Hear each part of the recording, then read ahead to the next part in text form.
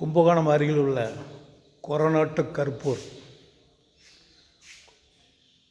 குடிகொண்டிருக்கும் ஸ்ரீ அபிராமி அம்மன் உடனுரை சுந்தரேஸ்வர சுவாமி திருக்கோயில்